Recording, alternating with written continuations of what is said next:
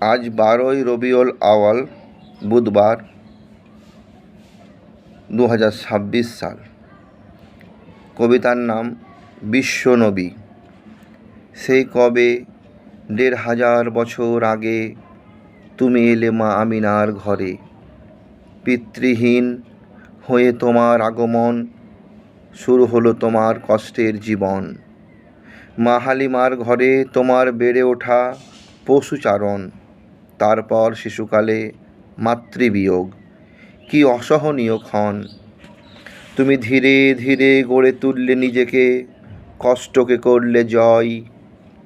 ব্যথা বেদনা অনাহারকে কাছ থেকে দেখলে, জীবন দিয়ে বুঝলে দারিদ্র্যকে।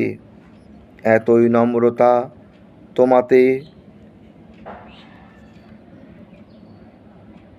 নম্রতা তোমাতে আর সত্যবাদিতা, খেতাব পেলে আল আমিন। তারপর হেরার জীবন তোমার, পর্বত শিখরে উঠে ধ্যানমগ্নতা, অবশেষে চূড়ান্ত সাফল্য এলো।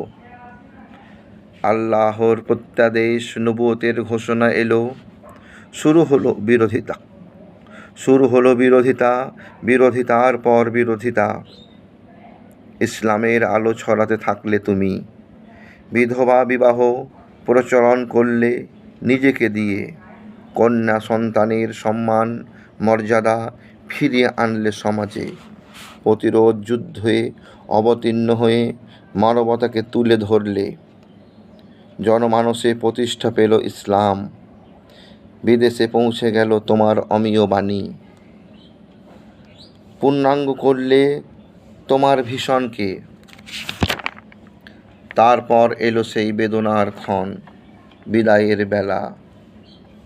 বিদায় ভাষণ দিয়ে চললে তুমি অমৃতের পথে, রেখে গেলে অমৃতবাণী আর কোরআন।